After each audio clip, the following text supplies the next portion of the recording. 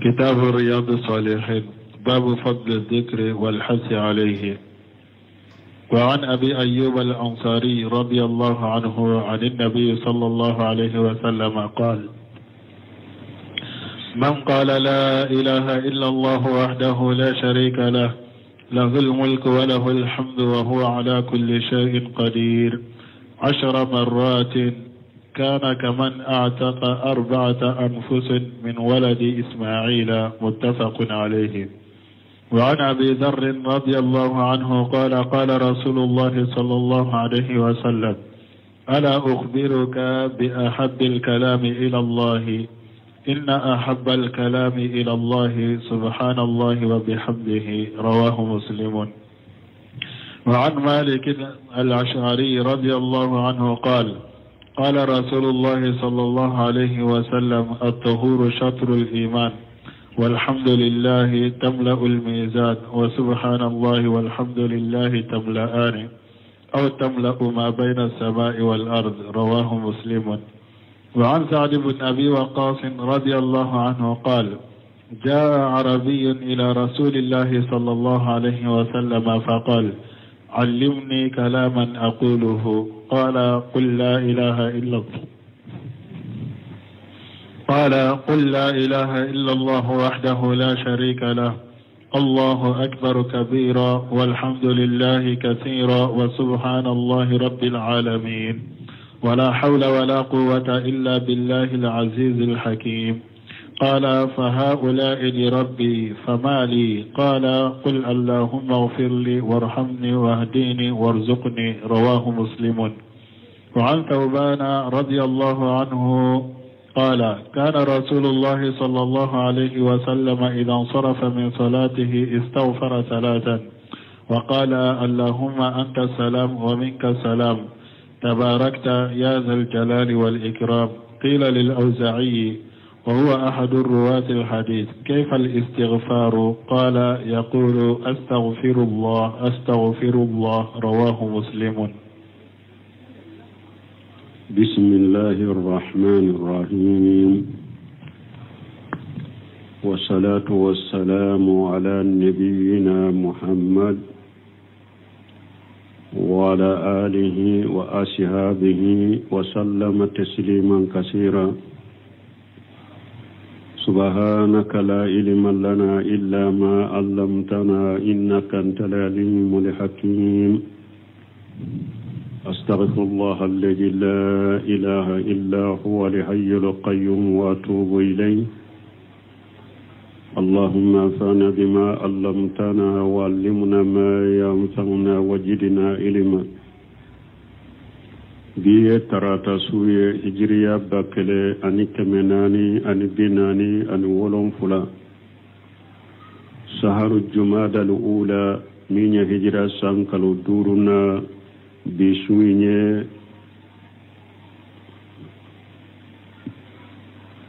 bisuñe o woronay miladi nasaraw ka jate bafula ani mugani duru sankalo tanna bisuñe o mugani seginay ambe dawdagu masdira rajawa ambo kono. a'udhu billahi minash shaitanir rajim. درسوا الحافظ النووي رحمه الله ككتابكم رياض الصالحين. بندمي ني أكو ذكر بندا باب فضل الذكر والحث عليه. كوني على قسمة فسمنتا بندا ني كلا سكتا على قسمة ما. أرسمون كلا نانكا. وأن أبي أيوب الأنصاري رضي الله عنه أن النبي صلى الله عليه وسلم قد سمنا أبي أيوب الأنصاري لك جي كباما كبون نبنيما ملكة ترونا كسباك خالقو من قال لا إله إلا الله وحده لا شريك له له الملك وله الحمد وهو على كل شيء قدير 10 مرات كان كمن أعتق 4 أنفس من ولد إسماعيل. منتفق عليه. أبو أيوب الأنصاري كو تشيلين كو كوني مغمين كو bato fensite min ka bato ye tiɲani ala kelen pewute jeɲɔgɔn tɛ ala la marali ye ala de ta ye tanu ye ala de ta ye ala de bɛ se fɛn bɛɛ la n'i ye nin fo siɲata a bɛ komi i ye kan naani hɔrɔnya ismaila ka denw na kan naani y'a hɔrɔnya ismaila ka denw na muntafaq alayhi وعن أبي جار رضي الله عنه قال قال رسول الله صلى الله عليه وسلم ألا أخبرك بأحب الكلام إلى الله إن أحب الكلام إلى الله سبحان الله وبحمده أرسلنا نبي أيوب بلو ألا كجيكب أبي جاري بلو ألا كجيكب وما ko ala ka ciden ko ala ka taruna kasibaka ko abu jarima nke kibariya ba kuma min kadi alai kuma min kanunde ndo kata alama ko afu yewa kuma kanune kata alama subhanallahi wa bihamdihi ka fo senya be alai na katanune ni nye kuma min kanune no kata alama ni hadisa muslimu yabo وأن أبي مالك الأشعري رضي الله عنه قال قال رسول الله صلى الله عليه وسلم كرسمنا أبي مالك الأشعري ملك جيكب وما أقو ألك تشيدهم ولك ترونك سباكا تهور ستر الإيمان كوشنيا يليمانيا تلانشده كوشنيا يليمانيا تلانشده والحمد لله الحمد لله فولي تملو الميزان alhamdulillah ni ya kwa baraji be mejani fa wa subhanallah walhamdulillah subhanallah foli ani alhamdulillah foli temla an aw temlaw ma bayna samawati wal ard ifula be falilike ube falilike min be sanni duguce ubafa ubaraji arawahu muslim yabu وأن سعد بن أبي وقاص رضي الله عنه حدث من سعد بن أبي وقاص ملكا جكباما قال جاء عربي إلى رسول الله صلى الله عليه وسلم كبر سمغدون أنا تشيدما فقال علمني كلام أقوله أقول تشيدما لا دنيا كما دولا كما من نمبافو قال تشيدما قل أقول كافو لا إله إلا الله وحده لا شريك له الله أكبر كبيرا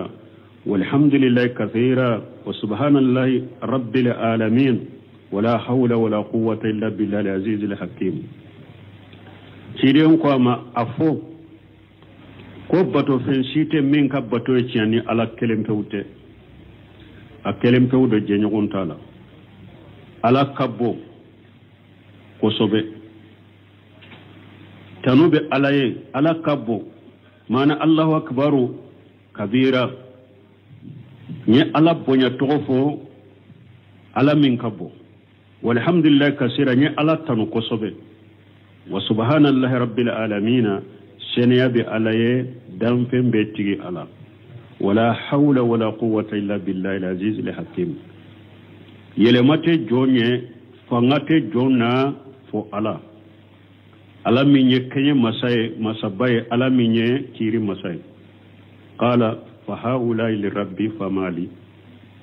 kungo kono arabu inko chidema bursumo inko chidema akon nonumbe ala da yo menne yere mumbe ne yere ye qala chiden ko qul ikafo allahumma ighfir li warhamni wahdini warzuqni akoy kafo ala nka junubu yafa ala nema ala kanda ala ngarjage arwahu muslim وأن ثوبان رضي الله عنه قد سمنا ثوبان ملك جيكبما قال كان رسول الله صلى الله عليه وسلم إذا انصرف من صلاته استغفر الثلاثة كوتشيدن تنكرا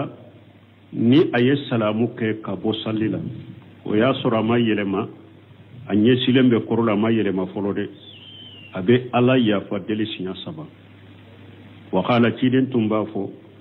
allahumma anta salam wa minka salam tabarakita ya jal jalal wal ikram na yastaghfirullah fo sinya saba kanye silen to koroma ben ni fo kafaraka allahumma anta salam ala ede salamu ede masa kisilenya o minka salamu kisibe bo e ala defe e ala de kisilendo kisibe bo e ala defe tabarakta ika hera kacha ya jal jalali wal kiram ya musammin kabbo musammin qurtani musammin kabbo qila lil awza'i wa huwa ahadu urwatil hadis وقال أوزاي ما منو ني حديثاي مفلا كبو تشيدن بولالي ودودي كيف الاستغفار وكو اكو تشيدن تومبي يا فدليك استغفر الله فو سنيا سبا اتومبي استغفر الله فو تشودي قال علي أوزايكو يقول كو تشيدن تومبا فو استغفر الله استغفر الله استغفر الله سنيا سبا أستغفر الله أقوات تنبافو ننشغل لا أرواه مسلم حديثا ينبو الصرف نندو نبنو سمنو كالصرف لا هذه الأحاديث ني حديثا منو فلنيني ساقها المؤلف رحمه الله في باب فضل الذكر ولا هكلا أيني حديثا وسما على كنيما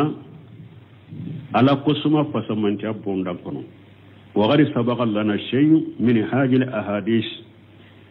ني حديثا يغنو ني بوندك حديثا دوت من أمبولو فمنها بحديثا كنو أي من الأحاديث التي ساقها أبي حديثا كنو حديثا من النايو سما أن من قال لا إله إلا الله وحده لا شريك له له الملك وله الحمد وهو على كل شيء قدير أسرى مرات كان كمن أعتق 4 أنفس من ولد إسماعيل نمبوندا كنا حديثا منو سمانيه أبو كنو كوني مغمينكو لا إله إلا الله وحده لا شريك له الملك وله الحمد وهو على كل شيء قدير كوني مغمين نينفو سيناتا ko abe komi Ismaila dew ye nani kan horonya ula yani lanyini kana kalladhi a'taqa 4 riqab min asrafi an-nas an-nasaba ko abe komi ye jontan ka jonnani iyo o kan horonya kabila kono kabila minya hada madum be ka kabila korotale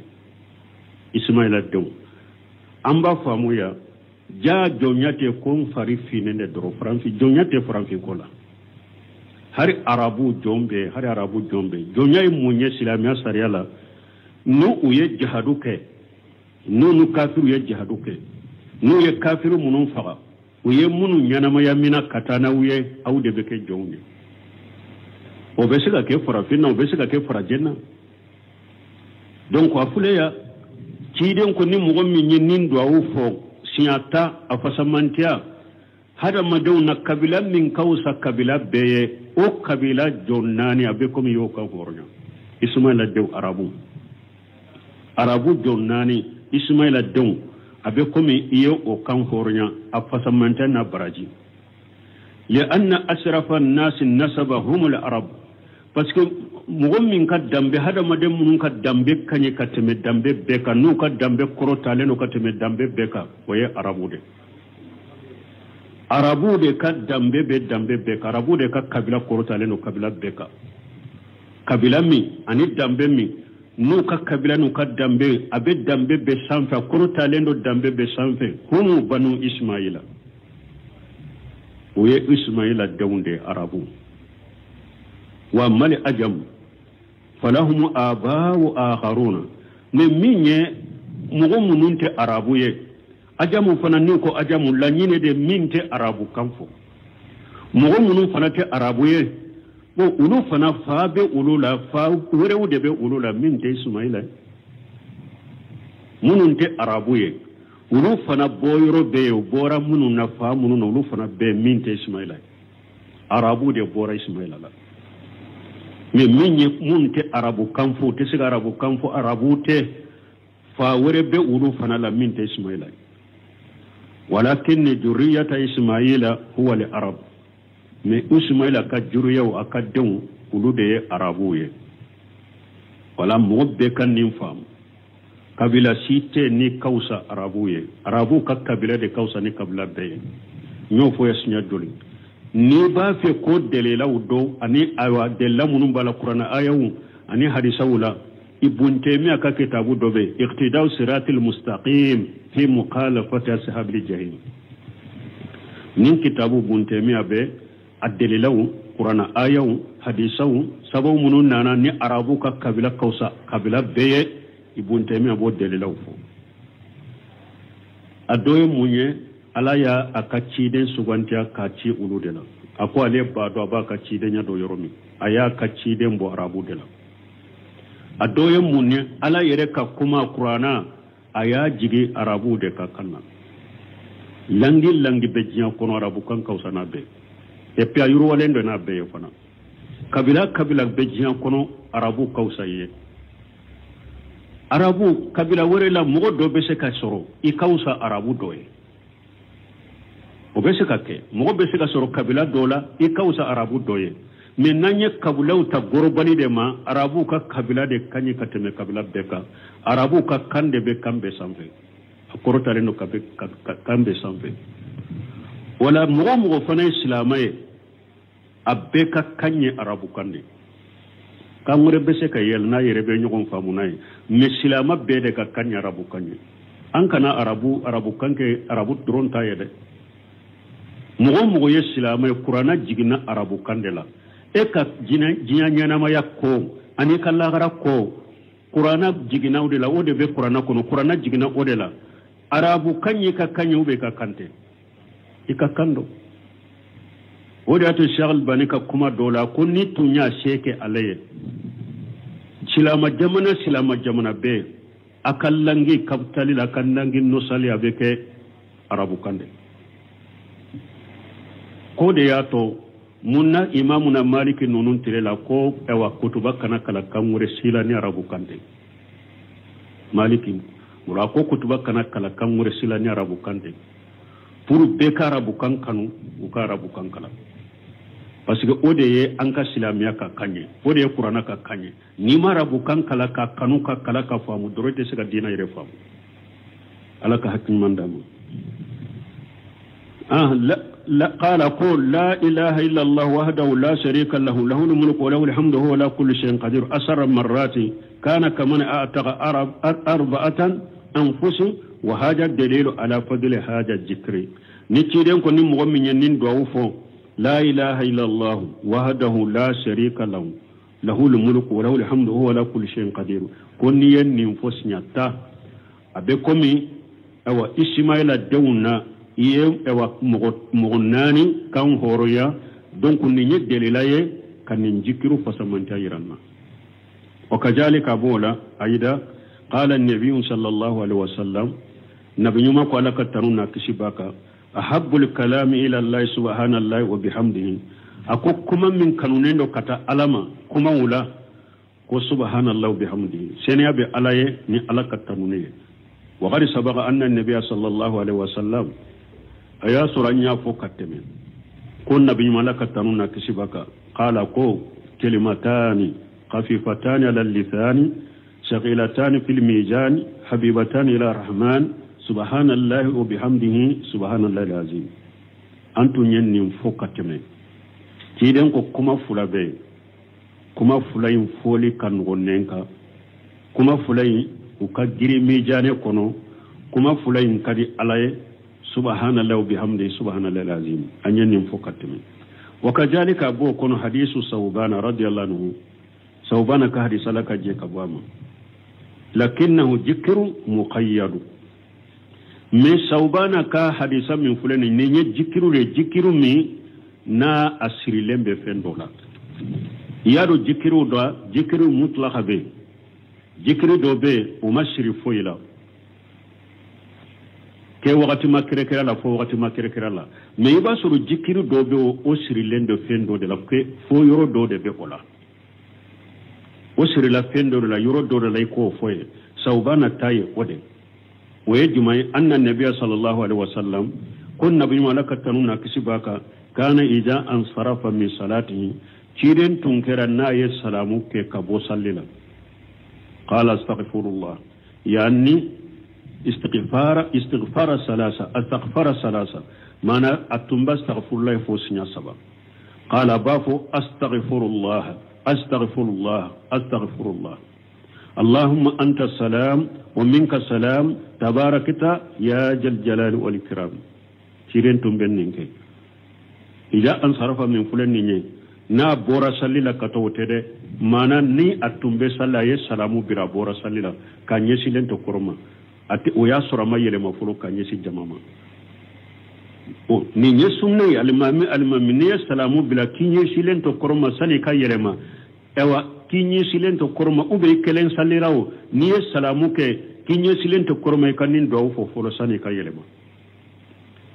ika fastaghfirullah astaghfirullah اللهم أنت السلام ومنك السلام تبارك يا ذي الجلال والإكرام وإنما يستغفر الإنسان إذا فرغ من صلاته من هذا مدين ني إيوا إبورا يكسا نتلا سللا إبا استغفر فوسيا سبا من أجل ما يكون فيها من قلل والنقص ما ندفو منون النقص منون يسوري كسللا ني استغفر لنا كي سبا وقولوا يا فاي من هذا مدين akera sunna ni salamu bila doro ika sallila ika ala ya fadeli sinya sabaka nin do fo puru de fo munu ni soro sallila nagashi munu ni soro sallila ni nake sababu ko frake wa yaqulu astaghfirullah in ko fe ba fa allahumma anta salam yani allahumma inni atawassalu ilayka bi hadha al-ismi al-karim ala ede masakisile mana ede to salam ika to minye salamu ye nebe ewa duawuke nebe duawuke noye kanyere tugu kata alama ka duawuke ni otogo bayinye mini asma'ika ika togo ba min fuleni nye nebe tawassul ke noye kasira tani oye puru ki weleni oye an tuslama li salati ikinka salli kisinye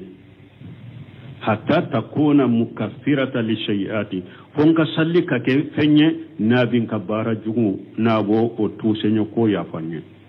warafi'atan li darajati anin ninka salli beseka ke sababu ye chogomi kin ka daraja korota e alafi tiga ala ika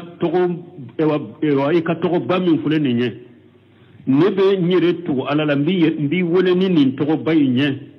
ikin ka sallin kisinye ikin ka sallin kimma daraja korota e alafi wallahu almuwaffiq وعن المغيرة بن شعبة رضي الله عنه أن رسول الله صلى الله عليه وسلم كان إذا فرغ من الصلاة وسلم قال لا إله إلا الله وحده لا شريك له لا إله إلا الله له الملك وله الحمد وهو على كل شيء قدير اللهم لا مانع لما أعطيت ولا معطي لما منعت ولا ينفع ذا الجد منك الجد متفق عليه.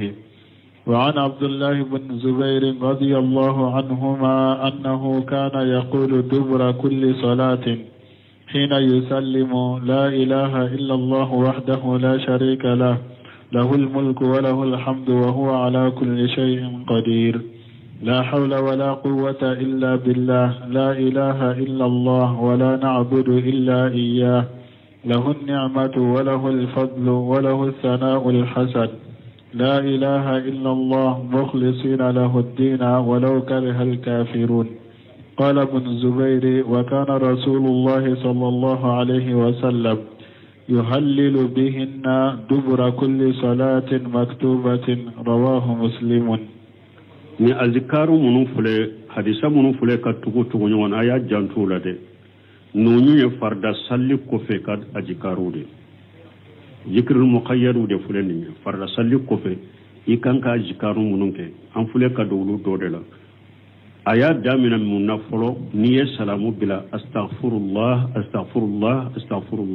allahumma anta salam wa minka salam tabarakata ya jalal ikram aka jantola ninya odoye munu hadisa munu kala nasha wan muqayrata bin su'bata radiyallahu anhu karisamna muqayrata bin su'bata laka je kabama anna rasulullah sallallahu alaihi wasallam ko alaka tira laka tanuna kishibaka kani ja faraqa min salati wa sallama ko tiren tun keranna tilala ka sallila ayi salamu bila qala bafo la ilaha illa allah wahdahu la sharika lahu lahul mulku wa lahul hamdu وهو على كل شيء قدير اللهم لا مانع لما أتيت ولا موتي لما منيت ولا ينفع zal jadd minka li jadd muntafaq alayhi bo tideni nkera anye saubani tamin fo na yo fo ka nye silente koroma abe yelema na ya yelema ka nyesi jamama nindo ube fo ifana bo chogodela ni o doyi folo me anya fo salamu ko fe ni yo fo kinye silente koroma ibe yelema ni yelema na ikanka do munun fo ibe nunun fo useminu benu fo ni abafo ate komi ko wajibi de kay ka do nunun teritibu ibe nin fo nin ko iku fo farra sallu ko fe dro donc on nya doye salamu ko fe ni ewa iyele manaka bo koroma iba fo la ilaha illa allah wahdahu la sharika lahu lahul mulku wa lahul hamdu wa huwa ala kulli shay'in qadir allahumma la mani lima atayta wa la muti lima manayta wa la yanfa zal jadd minka al jadd muntafaq alayhi wa an abdullah ibn jubair radiyallahu anhuma kari sabna abdullah ibn jubair alaka je kabu fulabema annahu kana yaqulu dubura kulli salati ukuru benafu ko abdullah ibn jubair ko atumbe nunun fo farda salli kofe hina yusallimu tumamina yasalamu bila abafu la ilaha illa allah wahdahu la sharika lahu lahul mulku wa lahul hamdu wa huwa ala kulli shay'in qadir la hawla wa la quwwata illa billah la ilaha illa allah wa la na'budu illa iyyahu lahu ni'matu wa lahu al-fadlu wa lahu sana'u hasanu la ilaha illa allah muqlishina lahu ad-din wa law kariha al-kafirun nim fana be bo salli ko fede yele manen ko fe nim fana be ko odela ko min sarahu bena ko bato fensite min ka bato ci ni ala kelem pewute je nyogonte ala la marali ala de tay tanu ala de tay ala de bese fembela yele marite jonye fangate jonye fo ala bato fensite min ka bato ci ni ala kelem pewute ante foy bato ni ala te ne may ala tay pasamanta ala tay tanu ni nyumay ala tay bato fente min ka bato ci ni ala kelem pewute am banka bato be qalasi ala de harina ya suru ka ko kafirule قال ابن جبير وكان رسول الله صلى الله عليه وسلم يهلل بهن دبر كل صلاة مكتوبة تمامي يا أفورا كو جبير تنبنينك جبير فنا يا أفو كو تشيرين تنبي أوا ننكما لا إله إلا الله فو ننكما ويه فرد صلي كوفي كو تشيرين تنبي ننون كلا التنبي ننون فو فرد صلي كوفي رواه مسلم أصره حاجان لحديثان في بيان الذكار المقيدة مودي فاوي أكون حديثا فلا من فلا نيني ده ذكر منو سيرلين ده فين دولا او بانغاني ني حديثا فلا يودي لأن الأذكار تنقسم إلى قسمين مطلقة ومقيدة أكو بسك ذكر فلا لا قسمة فلا لا قسمة بتلا كتلا يرما فلا على قسمة دو بي fo wakati ma fola hakke ma fola uba fode ma jikr mutlaqa bo ala kusuma dobe o muqayyadat o sirilendo fendo de la ala kusuma ni wakati togo ya fola de ala kusuma dobe fo togo ni fo wakati ma fola mana ewa o masiri fenna ibe se ko fo wakati be ala kusuma dobe jikru dobe o sirila fendo de la jikru ni togo ya fola de منها مقيد بالوضوء ذكر دوبه وصول سريلا سالجي دلا نيبه سالجي تايبه اولوفو ومنها ما هو مقيد بالصلاه ذكر دوبه وصول سريلمبه سالي دلا ولوبه فو سالي كوفري فحاجان لحديثان مقيدان بالصلاه دونك ني حديثا من فلان نوني نونو سريلندو سالي دلا نيبو فو اما حديث حديث المغيرة ابن شعبة وحديث عبد الله ابن جبير رضي الله عنهما مغيرة ابن شعبة كحديث عن عبد الله ابن جبير كحديث لك جيكابو فلا بما نين سيرلين ني حديث فلان ذكر فلا وسيرلين بسالي دلا اما حديث المغيرة رضي الله عنه من مغيرة كحديث لك جيكابو فقد أخبر رضي الله عنه مغيرة بن صعبة أيا أنكباريا لك جيكابواما أن النبي صلى الله عليه وسلم كان يقول إذا سلم من صلاته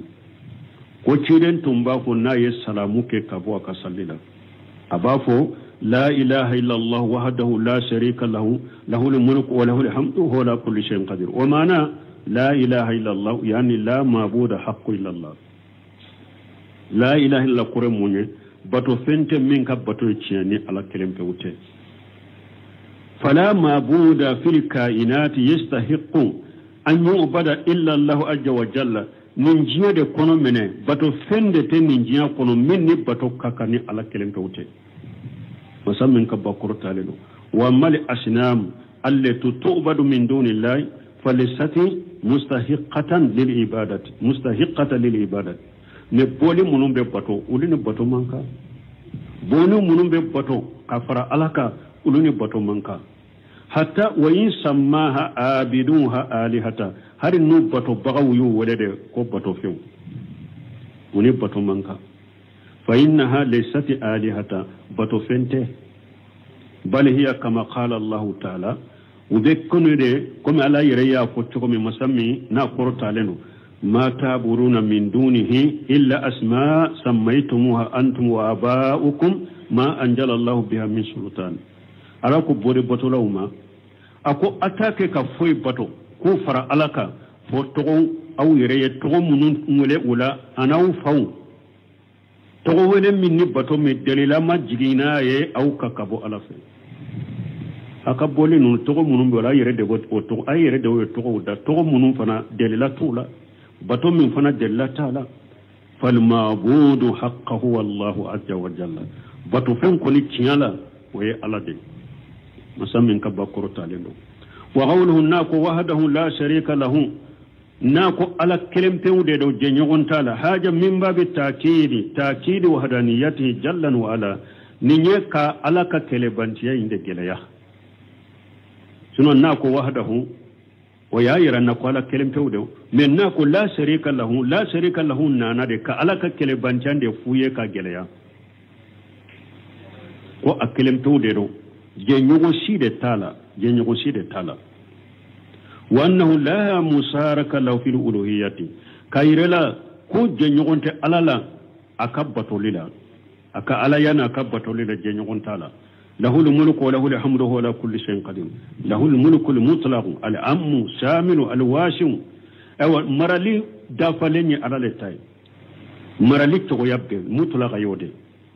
مرالي تغيب على التاي مرالي من يغربلي مرالي من لا بولندو مرالي من يرولندو ملك السماوات والأرض سانكبولون فلان مرالي دوما كرون فلان مرالي وما بينهما أني من بسني جكوتشي وبين مربعي على دي ملك الآدميين والحيوانات والأشجار والبهار والأنهار هذا ما دون مربعي علي فين ينامون مربعي علي إلو مربعي علي باجو مربعي علي قوم مربعي علي والملائكة ملكو مربعي علي والشمس تلي مربعي على دي والقمر كلو مربعي على دي كل هذه ملك لله عز وجل نون بيار de kamara fenye nunun beye ala de kamara fe musammin kabba kurtalelo ma alimuna wa ma lam na'lam ambe fendo ambe dan femmindo ante mindo beye ala de tay abbe ala de kamara fenye lahu mulku kulluhu marali beye ala de tay yatasarrafu fihi kama yasau abi amyana bo komi chogoni menyaja marali beye ala de tay aba ko nyana bo komi chogomi nyaja wala man taqtadihi hikmatu jalla wa ala ani chogomi nye ala yere ka hikma ja ani ala min ala ka hikma yere kaka abe ko nyana boni woye qawluhu wa lahu alhamdu nako tanu yani alkamala almutlaq ala kulli hali mana dafali chogo yabbe ala de tay la hala bela fa huwa jalla wa ala mahmudu ala kulli hali fi sirri fi sarrai wa fi darai awa ala de tanunendo la hala bela ala tanunendo noyala ala tanunendo gelayala amma fi sarrai min noya nibe ala tanu fa yahmadu li insanu rabbahu hamda sukuri ni hada madebe noyala ibi tigi ala tanu barikada tanune de la ni noya de bika o tanu yede ka ala tanu ka barikada de ay noya minkiye wa amma fi darai من نيب تورا دلا فيهمد الإنسان ربه حمدا تفويدي إبي تيجي على تنسوق جماكيكا كودي علما كودي علما تنودي ويه لأن الشيء الذي يضر الإنسان قد لا يتبين له وجه مصلحته فيه بس هذا ما دين فله تورا دو بشك هذا ما دين سرو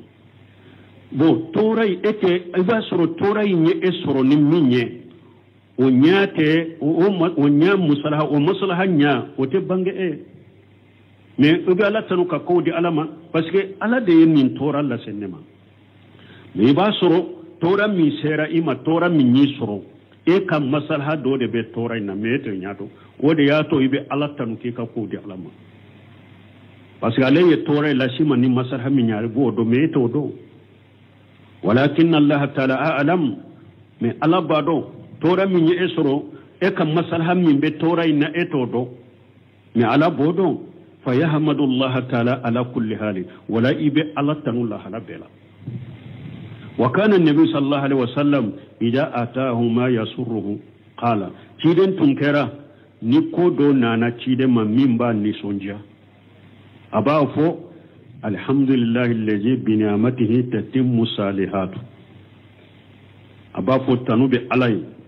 ni ala kan nemay ko nyuman be be dafani ale ala de kan nemay ni ciden be heral ni sunjala beninde fo wayja atahu mala yasurruhu men ni ko nana cide ma min ta ni sonja qala alhamdulillah ala kulli hal aba fo tanube alay la hala bela wala hada maden kanka ni ci ko de la ni be hera law ala tanu ni be juguma law ala tanu hera ala tanu ye munye kala barkada ye nema minkiye tora ala tanu ye munye ki ka ko di alama parce que tora ñi soro ni miñi ala de bodo e todo ki kala tanu la hala beka qawluha allahumma la mani lima ataita wala muti lima manaita wala yanfu zal jadd minka li jadd na ko hadisan ko non tigi ala kumanti bagate mo la ni e ala ye mo mi so kumanti bagatola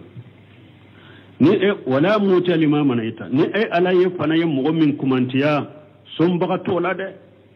wala yanfu zal jadd minka li jadd shetigi ka shete se ka foynya e alafe nden ka chaw nkanna furo ka chawo ewa moye benyew fanga benyew o tese ka foynya ima alafe ni ma alabatu na ko billa jaba ki janga kata sebe e noya be ate foynya ima alafe haja aida tafwidu ila allah jalla nin fanere hadama de kika kodi alama بأنه لا مانع لما أتيت كافو قل وبالي بغتي نمو على يمغمي صو بل لكلاتيلا فما أتاك الله لا أحد يمنعه ني على يمين ديما مغسيت من بسكي بلولا ني على يمين ديما مغسيت من بسكي بلي وما مناك ني على يكم أنت من نفنا لا أحد يوتيك إياه مغسيت من بسكي ديما مغسيت من بسكو ديما ولهذا قال نند كوساكو ولا موتيا لما منعتا ديم بغتم ولا ني اي مغمن كومانتيا سومبغان تولا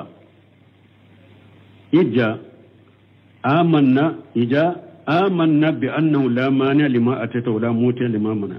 هو وتت إذن ولا آمنا اللي من يرى بأنه لا مانع لما آتا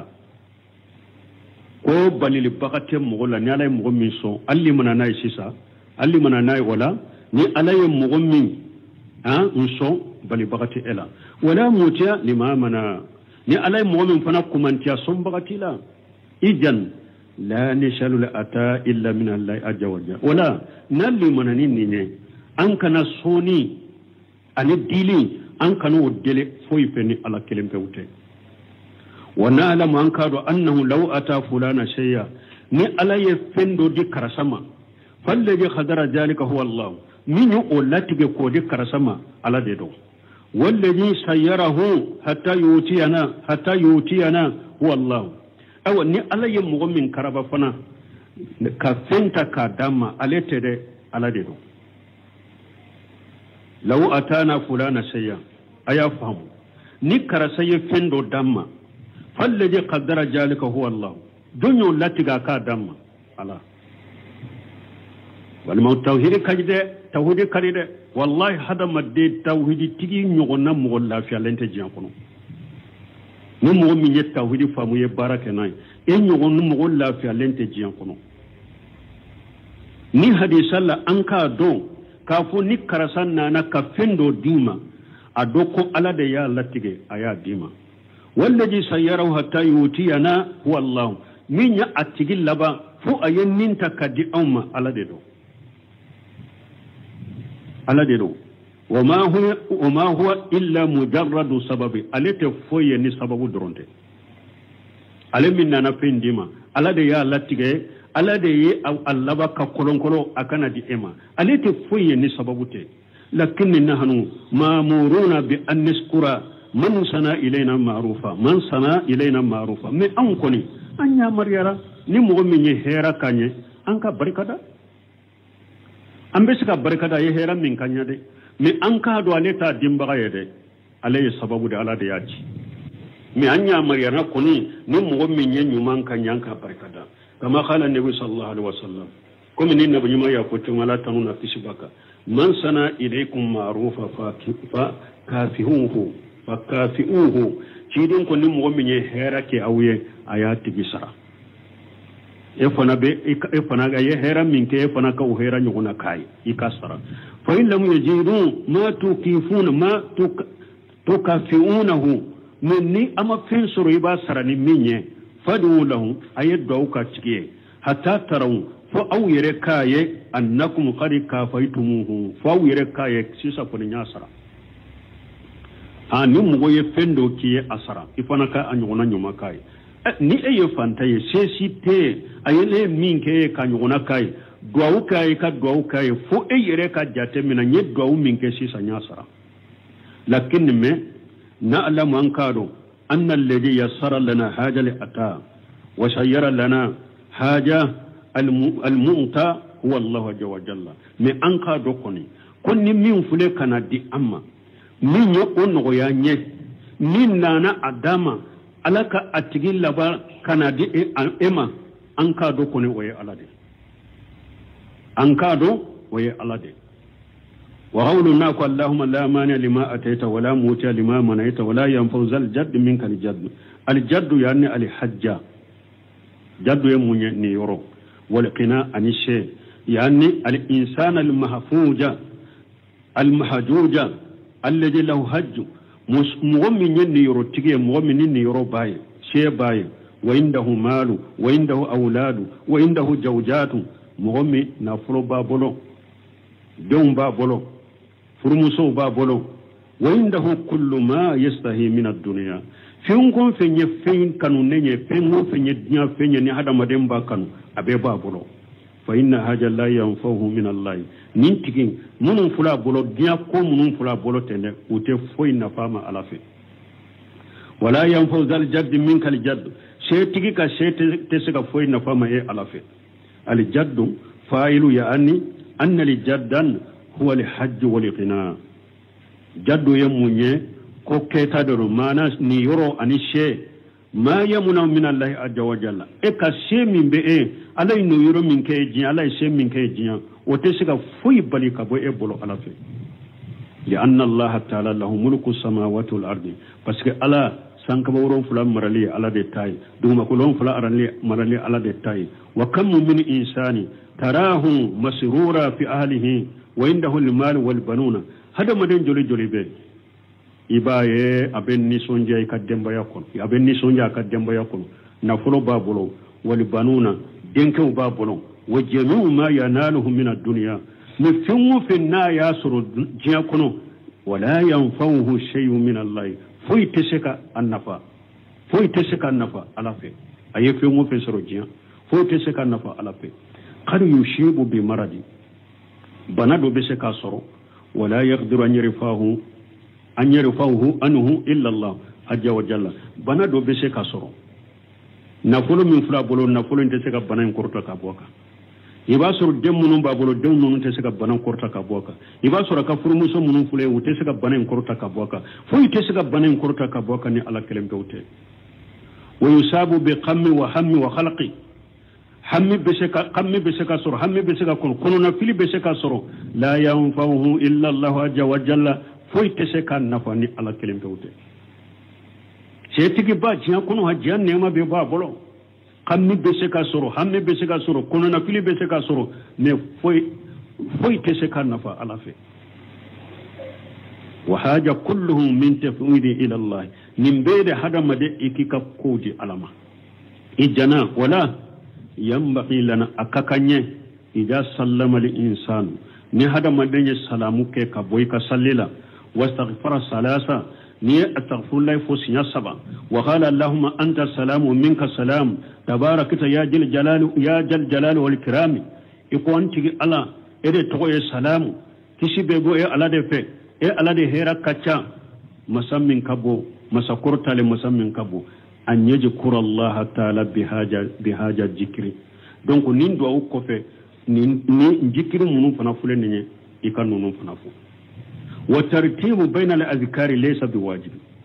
jikri munun fule ka fo farda salli ko fe ku tartibu ko fo ninde be fon nin ko fe ninde fon dun nin ko fe o te wajibi yani law qaddamta ba'da ala ba'd nu yo uddo bila donye fala basa basita uika lakin min kausa lakin al afdalu min kausa an tabuda bil istighfari salasa yaka damina kastaghfir lande fo sinya sama wallahu wa allahumma anta salamu minka salam tabarakta ya jil jalal wal ikram akakai kan nunu folo de fo folo summa tajkuru allah ta'ala bil azkar al waridati o ko fe ina ala kusuma munun nana farda ko fe ina ulufo wa sayati al kalam insha Allah an hadith Abdullah ibn Jubair radiyallahu anhuma akuni ala sunna Abdullah ibn Jubair ka hadisa kuma binakoka iba soro ni akacha iba soro ni nya soro derisul laba nimbefo adola derisu wore bena kuma beteme hadisa en kate saro wala amba joya insha Allah an fana ni ala sunna hadisan na tawlasa azkaru munun be fo farda ko fe donc munun nana ambe ulufo der sunnata insha Allah ha subhanaka allahumma rabbuna bihamdika ashhadu an la ilaha illa anta astaghfiruka wa atubu ilayk الشيطان الرجيم بسم الله الرحمن الرحيم كتاب رياض الصالحين باب فضل الذكر والحث عليه وعن أبي أيوب الأنصاري رضي الله عنه عن النبي صلى الله عليه وسلم قال من قال لا إله إلا الله وحده لا شريك له له الملك وله الحمد وهو على كل شيء قدير 10 مرات كان كمن أعتق 4 أنفس من ولد إسماعيل متفق عليه وعن أبي ذر رضي الله عنه قال قال رسول الله صلى الله عليه وسلم ألا أخبرك بأحب الكلام إلى الله إن أحب الكلام إلى الله سبحان الله وبحمده رواه مسلم وعن مالك الأشعري رضي الله عنه قال قال رسول الله صلى الله عليه وسلم الطهور شطر الإيمان والحمد لله تملأ الميزان وسبحان الله والحمد لله تملأان أو تملأ ما بين السماء والأرض رواه مسلم وعن سعد بن أبي وقاص رضي الله عنه قال جاء عربي إلى رسول الله صلى الله عليه وسلم فقال علمني كلاما أقوله قال قل لا إله إلا الله قال قل لا إله إلا الله وحده لا شريك له الله أكبر كبيرا والحمد لله كثيرا وسبحان الله رب العالمين ولا حول ولا قوة إلا بالله العزيز الحكيم قال فهؤلاء لربي فما لي قال قل اللهم اغفر لي وارحمني واهديني وارزقني رواه مسلم وعن ثوبان رضي الله عنه قال كان رسول الله صلى الله عليه وسلم إذا انصرف من صلاته استغفر 3 وقال اللهم أنت السلام ومنك السلام تباركت يا ذا الجلال والإكرام. قيل